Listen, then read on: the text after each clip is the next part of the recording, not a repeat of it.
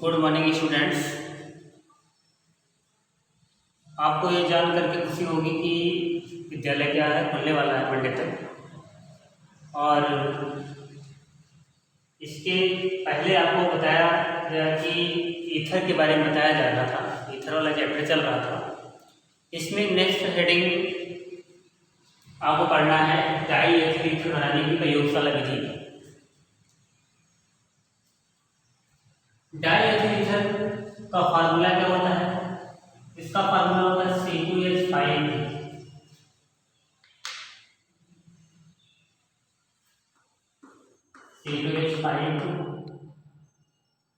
OC2H5। Oxygen के दोनों तरफ क्या होता है? C2H5 होता है। दो बार C2H5 होता है तो इसमें डाई एथिल ईथर। इसका प्रयोगशाला विधि पढ़ना इम्पोर्टेंट भी है। एग्जाम में खूब पूछा जाता है। क्वेश्चन कैसे आता है? पूछता है कि डाई एथिल ईथर बनाने की प्रयोगशाला विधि का सचित्र वर्णन कीजिए। फिर उसके साथ कोई दो रासायनिक समीकरण भी दे देगा। इस तरीके से पूछेगा, लगभग 5 नंबर भी बनता है। इसलिए एग्जाम के तौर पर ये क्या है, इम्पोर्टेंट है। डाई एथिल ईथर कैसे बनाया जाता है प्रयोगशाला में? प्रयोगशाला में बनाने के लिए क्या करते हैं? एथिल अल्कोहल को शांत सल्फ्यूरिक अम्ल के साथ गर्म किया जाता है। कितने टेम्परेचर पर? 140 से 150 डिग्री सेल्सियस पर गर्म करते हैं। और गर्म करने पर यह क्रिया दो पदों में होती है। एक बार क्या होता है, एथिल हाइड्रोजन सल्फेट बनता है। फिर दूसरे स्टेप में फिर क्या करते हैं, क्रिया कराते हैं अल्कोहल से, तो क्या बनता है? डाई एथिल ईथर प्राप्त होता है। तो लिखा क्या जाएगा? लिखा जाएगा कि एथिल अल्कोहल को सांद्र सल्फ्यूरिक अम्ल के साथ 140 डिग्री सेल्सियस पर गर्म करने पर डाई एथिल ईथर प्राप्त होता है। यह क्रिया दो पदों में पूर्ण होती है। तो जैसे एथिल अल्कोहल है C2H5OH, इसका रिएक्शन किससे कराना है? H2SO4 से। अगर H2SO4 को हम ऐसे तोड़ लिख दें HHSO4, ऐसे लिख दिया जाए, तभी क्या होगा? सल्फ्यूरिक अम्ल होगा।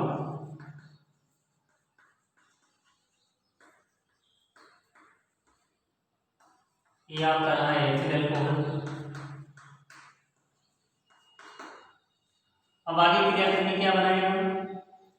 इसका H+ आयन, इस पर HSO4 बाइसल्फेट हो जाएगा, ये H+ आयन होगा, ये OH- आयन होगा। ये दोनों क्रिया करके क्या बनाएगा? जल। और बाहर वाला बाहर से जब टूट जाएगा तो बनाएगा C2H5, इधर HSO4 प्लस बनेगा H2। अभी आपका डाई एथिल ईथर नहीं बना है। इसका नाम क्या होगा? C2H5 को क्या कहते हैं? एथिल। ये हो जाएगा हाइड्रोजन, SO4 है, क्या हो जाएगा? Sulphate, ethyl hydrogen sulphate. फिर क्या करेंगे? एथिल हाइड्रोजन सल्फेट जो है इसको क्या करेंगे? पुनः एथिल अल्कोहल से क्रिया कराएंगे। तो C2H5 HSO4। क्यों पुनः एथिल अल्कोहल से क्रिया कराया जा रहा है? क्योंकि आपको दो बार क्या करना है? एथिल लाना है। तो इसलिए पुनः क्या करते हैं? C2H5, इसको उल्टा कर देते हैं HO C2H5, इस तरीके से लिख दिया जाए, तभी क्या होगा? ये क्रिया कर देगा। अब क्या करेंगे? क्या बनेगा? इधर टेम्परेचर कितना है? 140 डिग्री सेल्सियस है। यहाँ पर आपको C2H5 को C2H5 लाना है। इसके बीच में क्या बच रहा है? यहाँ से H और यहाँ से H बच रहा है, बाइसल्फेट बच रहा है। ये दोनों क्रिया करके क्या बना देंगे? HF2SO4 बना देंगे। और बाहर वाला C2H5 को C2H5 बन जाएगा। बहुत आसान है, केवल क्या है, थोड़ा बड़ा तो है लेकिन बहुत ईजी है। C2H5 को C2H5 प्लस क्या हुआ? H2SO4 प्राप्त हो गया। तो यहाँ पर क्या था? H2SO4 यहाँ मिलाया गया था, फिर यहाँ क्या हो रहा है? H2SO4 प्राप्त नहीं हो रहा है। तो जो मिलाया जा रहा है वो दोबारा प्राप्त नहीं दूसरे स्टेप में हो रहा है। ये कई स्टेप में एथिल अल्कोहल मिला करके बनाया जा रहा है, इसलिए इसे क्या कहते हैं, इसे अविरत एथिलीकरण विधि कहा जाता है। तो इस तरीके से इसमें क्या होता है, डाई एथिल ईथर आपका प्राप्त होता है। डाई एथिल ईथर आपको 2 बार एथिल है तो डाई एथिल हो जाएगा, O है तो क्या हो जाएगा, ईथर हो जाएगा, डाई एथिल ईथर। इस तरीके से क्या होता है, डाई एथिल ईथर प्राप्त होता है। सबसे पहले क्या करते हैं, एथिल अल्कोहल को सल्फ्यूरिक अम्ल के साथ क्रिया कराते हैं, 140 डिग्री सेल्सियस पर एथिल हाइड्रोजन सल्फेट बनता है और जल बनता है। फिर जो प्राप्त होगा ये कंपाउंड, इस कंपाउंड को अगेन क्या करेंगे, C2H5OH से क्रिया कराएंगे तो डाई एथिल ईथर क्या हो जाएगा, आपको प्राप्त हो जाएगा। इसके बाद सचित्र वर्णन कहता है। सचित्र वर्णन में क्या होता है, इसका इसके बाद फिगर बनाएंगे, इसका भाषा लिखने के बाद रिएक्शन लिखेंगे, फिर क्या करेंगे, फिगर बनाएंगे।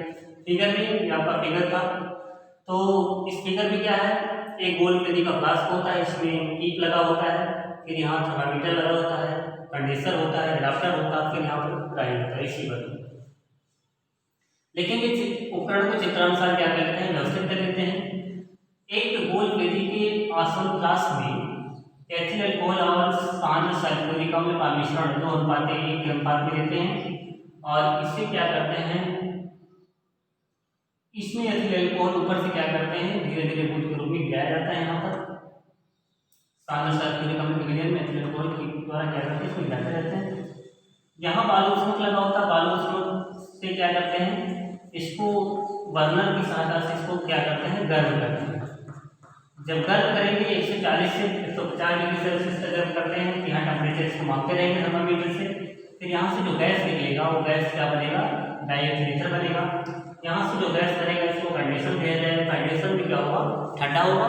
ठंडा होने के बाद इसमें क्या करेंगे, यहाँ से पानी डालते रहेंगे, 10 पानी डालता रहेगा, तो इसमें क्या होगा, ठंडा होता रहेगा, क्योंकि चारों तरफ से क्या भरा होगा, पानी भरा होगा। इसलिए कंडेंसर में क्या होता है, कंडेंसर काम होता है गैस को ठंडा करना है, ठंडा करेगा। इसके बाद यहाँ एडाप्टर लगा होता है, एडाप्टर द्वारा क्या होगा, धीरे धीरे ग्राही में आकर के एकत्रित होगा।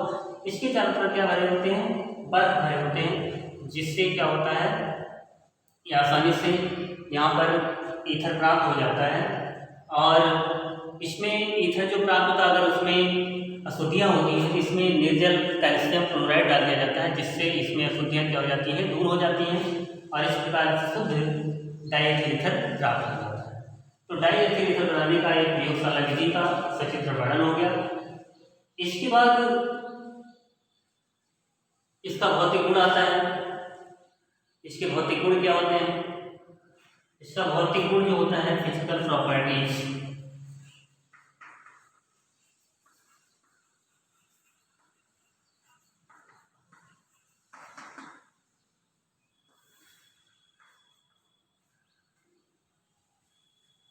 डाई एथिल ईथर जो होता है ये रंगहीन होता है, अतिवाष्पशील और द्रव अवस्था में पाया जाता है। तो इसका क्वथनांक जो होता है 34.5 डिग्री सेल्सियस होता है और इसको सूंघने पर निश्चेतना उत्पन्न होती है। जैसे क्लोरोफॉर्म सूंघने पर क्या होता था, व्यक्ति बेहोश हो जाता था, वैसे इसको भी सूंघने पर क्या होता है, व्यक्ति बेहोश हो जाता है।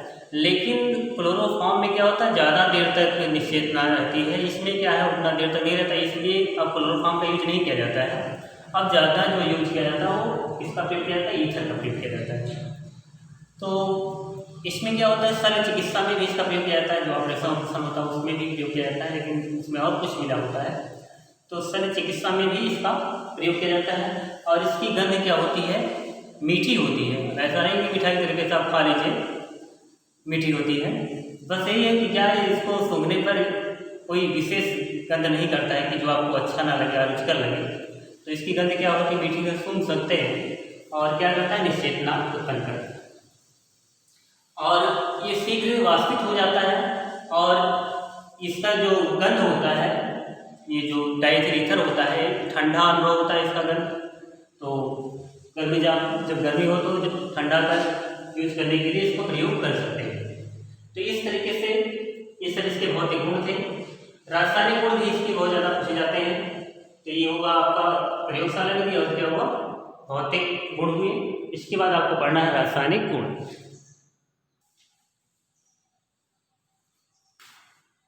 इसके बाद इसका केमिकल प्रॉपर्टीज पढ़ना है। केमिकल प्रॉपर्टीज में कुछ इसमें केमिकल प्रॉपर्टीज बहुत इंपॉर्टेंट हैं, उसके साथ में भी प्रयोगशाला विधि के साथ में भी पूछा जाता है, उसको हम बताएंगे कौन से इंपॉर्टेंट है। इसमें क्या है, दहन या कंबस्शन। अगर इसका दहन किया जाए, या का दहन नहीं करना है, क्या करना है, जलाना है। दहन मीन्स जलाना। तो कंबस्शन मीन्स क्या होता है, जलाने का। अगर डाईएथिल ईथर या ईथर को जलाया जाता है तो ये ज्वलनशील होता है, काफ़ी ज्वलनशील होता है, और इसको जलाने पर क्या होता है, विस्फोटक मिश्रण बनाता है, ऑक्सीजन के साथ विस्फोटक मिश्रण बनाता है, और इसलिए ईथर को क्या किया जाता है, ज्वाला से दूर रखा जाता है। अगर इसको जलाया जाता है तो कार्बन डाइऑक्साइड और क्या बनाएगा, जल बनाएगा। अब बार बार अगर डाईएथिल ईथर को लिखा जाए काफ़ी बड़ा होता है, इसलिए हम इसको छोटा कर लिखते हैं। C2H5 में कितना बार होता है, 2 बार होता है, इसका हम वोल्टाइज कर देते हैं, और ऑक्सीजन कितना बार होता है, 1 होता है। ये हो गया आपका डाईएथिल ईथर।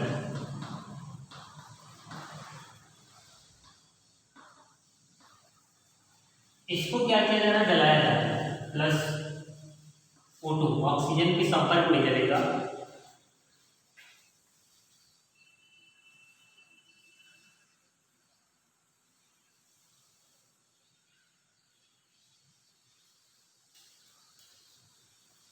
तो इसमें कार्बन और ऑक्सीजन है तो कार्बन डाइऑक्साइड बनाएगा, अगर जलेगा तो उसमें क्या निकलेगा, कार्बन डाइऑक्साइड मिलेगा। हाइड्रोजन ऑक्सीजन और क्या बनाएगा, जल बनाएगा, H2।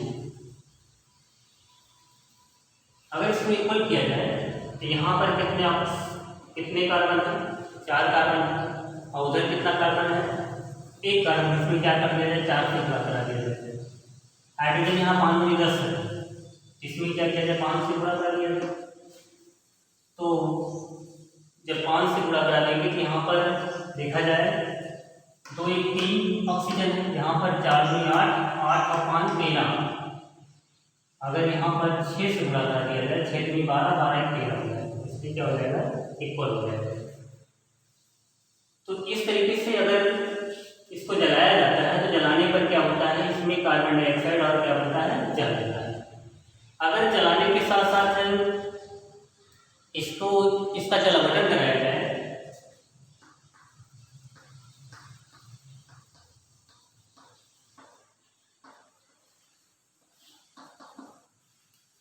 इसका जलावटन कराया जाए तो डाईएथिल ईथर का जलावटन कराने पर कैसे जलावटन होता है, तन H2SO4 की उपस्थिति में इसका अगर जलावटन कराया जाता है तो एथिल अल्कोहल प्राप्त होता है, अल्कोहल प्राप्त होता है। तो इसमें क्या लिखेंगे, जब डाईएथिल ईथर को तन H2SO4 की उपस्थिति में जलावटन करते हैं तो अल्कोहल प्राप्त होता है। डाईएथिल ईथर का फार्मूला C2H5O C2H5, इसको तोड़ के लिख रहे हैं जिससे आपको पता लगे क्या बनेगा, H2O। इसके प्रेजेंस में तनु H2SO4 के प्रेजेंस में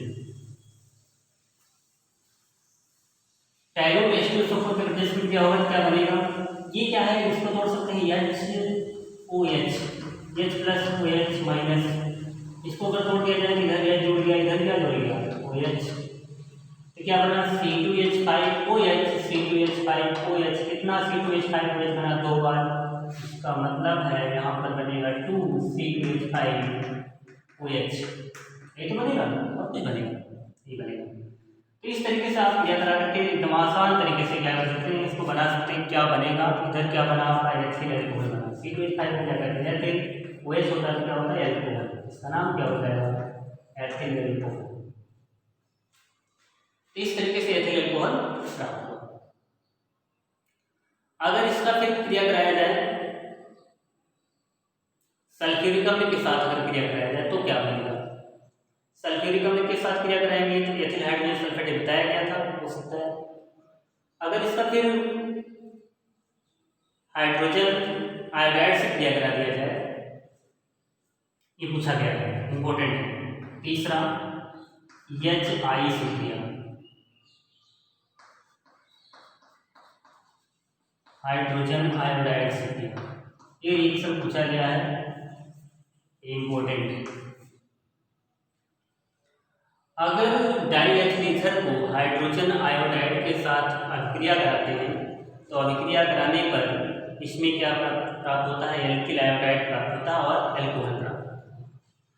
तो C2H5O C2H5 बहुत आसान है, केवल ये बोर्ड में पूछा ही गया है, लेकिन आसान बहुत।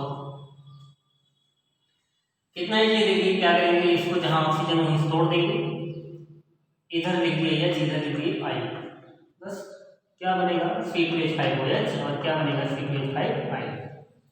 इतना आसान अच्छा जाता है, C2H5OH प्लस C2H5I, ये आपका एथिल अल्कोहल, ये आपका बना एथिल आयोडाइड।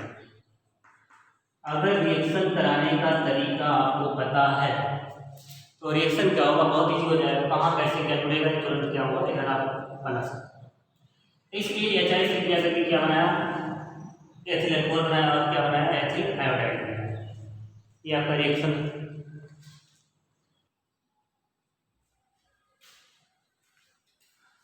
अगला पूछा जाता है एसिटिल क्लोराइड से क्रिया, डाईएथिल ईथर का एसिटिल क्लोराइड से क्रिया। सबसे पहले आपको पता होना चाहिए एसिटिल क्लोराइड का फार्मूला क्या होता है। जब फार्मूला ही नहीं पता रहेगा तो रिएक्शन क्या कराएंगे। फार्मूला क्या होता है, CH3COCl। तो क्या बनेगा, जब एसिटिल क्लोराइड से क्रिया कराते हैं, जब डाईएथिल ईथर को निर्जल एल्युमिनियम क्लोराइड AlCl3 की उपस्थिति में एसिटिल क्लोराइड से क्रिया कराते हैं तो एस्टर बनता है और एल्किल क्लोराइड बनता है या एथिल क्लोराइड बनता है। देखिए कैसे क्रिया करेगा, C2H5OC2H5 प्लस CH3COCl।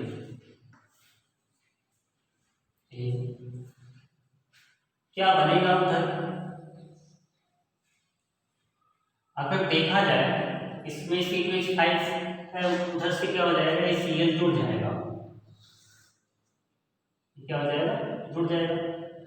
तो Cl जुड़ेगा, अगर इसको उल्टा लिखा गया होता, ऐसे लिखा गया होता ClCOCH3 लिखा गया होता, तो ये C2H5 प्लस इस पर क्या है माइनस, ये क्या हो जाता, C2H5Cl हो जाता, और ये C2H5COOCH3 हो जाता, नहीं बनता। लेकिन उल्टा नहीं लिखा गया, सीधा लिखा गया है, तो आप उल्टा करके भी यहाँ लिख सकते हैं। इस तरीके से रिएक्शन कराने क्या होगा, इजी होगा। यहाँ क्या हो जाएगा, C2H5COOCH3 बन जाएगा, यहाँ बनेगा C2H5COOCH3 प्लस फिर और क्या बनेगा, C2H5Cl। तो इस तरीके से रिएक्शन करता है। अब क्या बनेगा, जहां पर COO आता है वो क्या होता है, एस्टर होता है, तो एस्टर हो जाएगा, ये क्या हो जाएगा, एथिल क्लोराइड हो जाएगा। एस्टर में कौन सा एस्टर बनेगा, इसको क्या कहते हैं, C2H5 में क्या कहते हैं, एसीटेट कहते हैं, ये क्या हो जाएगा, या इसमें एसीटेट कहेंगे, इतना क्या हो जाएगा, एथिल हो जाएगा, इसका नाम हो जाएगा एथिल। इतना CH3COO क्या होता है, एसीटेट, इसका नाम हो जाएगा एथिल एसीटेट। तो इस तरीके से एसिटिल क्लोराइड से क्रिया, ये HI से क्रिया और एसिटिल क्लोराइड से क्रिया दोनों ज़्यादा पूछा गया है, ये काफ़ी इंपॉर्टेंट है। इसके बाद PCl5 से क्रिया भी पूछा जाता है। अगला है PCl5 से क्रिया। ये सब क्रिया अगर पूछा जाए, रिएक्शन ये सब अगर पूछे जाए बहुत इंपॉर्टेंट है और बहुत ईजी भी है। इसका ट्रिक हमने बार बार बताया कैसे ये सब क्रिया करते हैं और रिएक्शन करके क्या बनाते हैं, इसको बार बार बताया गया है। अब देखिए कैसे क्रिया करेगा, PCl5 से अगर क्रिया करेगा इसमें क्या होगा, एल्किल क्लोराइड बनाएगा और फास्फोरिक क्लोराइड बनाएगा। तो इसमें C2H5 डाईएथिल ईथर से क्रिया कराना है, C2H5OC2H5 प्लस PCl5, इससे क्रिया करता है। अगर इसको गर्म किया जाता है तो कैसे क्रिया करता बताया गया था, जहां पर वो वाला कंपाउंड रहेगा वहां पर क्या करेंगे, PCl3 लिखेंगे और दोनों तरफ क्या कर देंगे, ClCl कर देंगे। C2H5Cl C2H5Cl कितना बार बना, दो बार, 2 C2H5 Cl प्लस। यहाँ पर क्या बचा PCl3, इसके बीच में O आ जाएगा तो क्या बन जाएगा POCl3। बस क्वेश्चन क्या है, बहुत इजी है। इस तरीके से क्या करेंगे, ये बन गया आपका एथिल क्लोराइड और ये बन गया आपका फास्फोरिक क्लोराइड। तो ये तीन रिएक्शन काफी इंपॉर्टेंट है और बहुत इजी तरीके से आपको बताया गया जिससे आपको समझ में आ सके।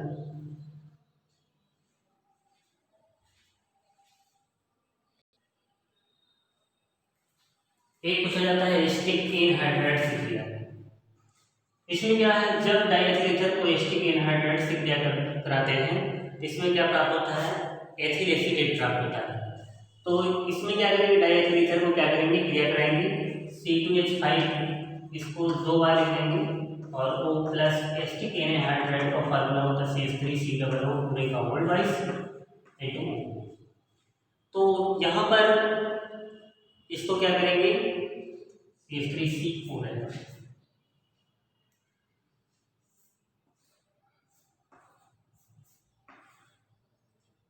इसका जिंक क्लोराइड के प्रेजेंस में क्रिया करते हैं तो एथिल एसीटेट प्राप्त होता है। तो CH3COO C2H5 एथिल एसीटेट प्राप्त होता है। यहाँ पर एथिल कितना बार है, 2 बार है, तो यहाँ पर क्या करेंगे 2 से गुणा कर देंगे। एसीटेट भी कितना बार हो जाएगा, 2 बार, इसलिए क्या हो जाएगा, इसको बराबर कर देंगे। अब 2 2 4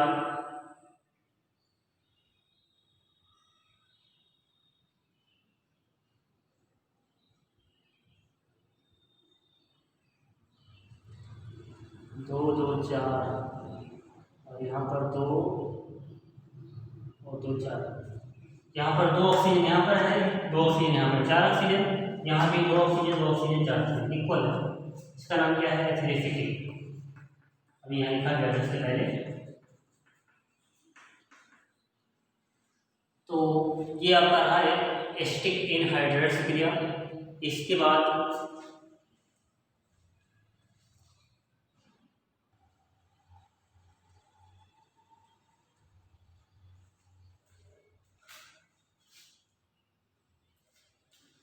है कार्बन मोनोऑक्साइड से क्रिया। डाइएथिल ईथर कार्बन मोनोऑक्साइड से क्रिया ट्राइफ्लोरो बोरान ट्राइफ्लोराइड की उपस्थिति में 125 से 180 डिग्री सेल्सियस पर 500 एटमॉस्फेयर ताप पर क्रिया कराने पर इससे प्राप्त होता है एथिल प्रोपियोनेट प्राप्त होता है। तो C2H5 का whole twice O plus carbon monoxide BF3 कितना टेम्परेचर 125 से 180 डिग्री सेल्सियस और 500 ATM। ऐसा नहीं, इसमें कोरोना में खत्म हो गया है ऐसा ATM में। तो इसके प्रेजेंस में क्या करते हैं, क्रिया कराते हैं तो क्या प्राप्त होता है C2H5 COO C2H5। ये आपका बन गया C2H5 COO C2H5। इसका नाम एथिल प्रोपियोनेट ना, प्रोपियोनेट हो जाएगा, एथिल हो जाएगा, एथिल प्रोपियोनेट।